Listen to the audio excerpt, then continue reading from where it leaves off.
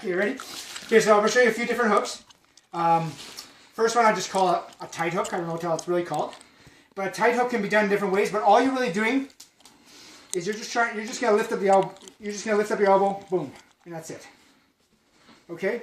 So I'm just going to lift up the elbow and hit there. If my target is right here, I'm going to have to get my hand, I'm going to have to find a way to get my fist, my weapon, just a little bit off to the side to be able to lift it, lift my elbow, and come through, okay?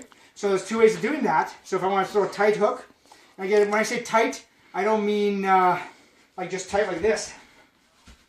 Close. I don't mean the range, because I can throw a tight hook from far away as well, like here, boom. I pivot out. I throw a long tight hook, okay? The tight just means that it's going to stay, I'm going to keep my hands, or I'll keep my hands in view the whole time, okay?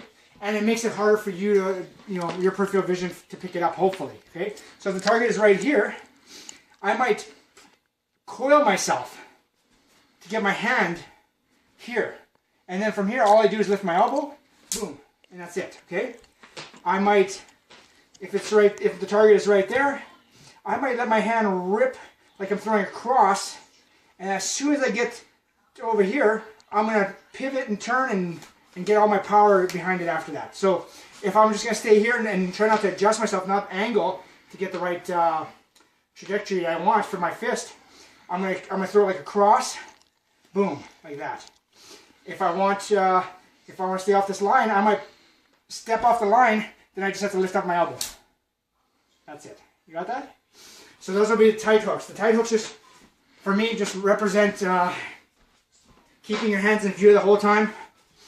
And you never lose sight of your hands when you're throwing your hook. That's it. They can be long, and they can be short. But they're the exact same thing. I can prep them, or I throw them like a cross, and then I turn them. Boom, that's it. I don't think they have as much power, but they're sneakier. You know what I mean? The other style is kind of a looping style of hooks. Again, you don't want to be throwing this style of hook if your opponent's already mentally or physically off balance. You know what I mean? Or if you're throwing and I'm countering, why not just throw with more of a loop? You know what I mean? So here, I'll back up a bit. So a looping style, it opens you up like crazy, but you're not really concerned about that because you're not going to throw that, to initiate something. You know what I mean? I'm going to keep you mentally, physically off balance before I throw that, just like I would with a kick. I wouldn't normally throw a roundhouse kick from the back leg right off the bat to initiate our contest, right? So again, looping,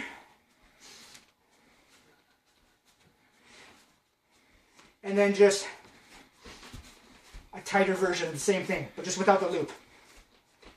Again, and to get power, different ways of getting power, I can step with the shots. So if I'm throwing hooks, again, look at my feet, I can step while I throw my shot. You got my feet and my hands together.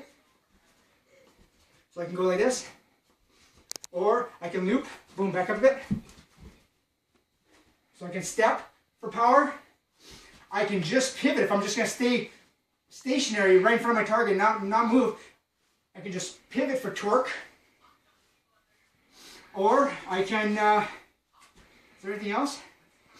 I guess I can slingshot. There's another way of getting power is that you can't coil your body. You prep it all the way to one side, coil it, and then you just slingshot it back. But it still has the pivot as well. You know what I mean? I think that's pretty much it. Did I cover everything? Do you know if I covered everything? Yeah, I think you did. Okay, good.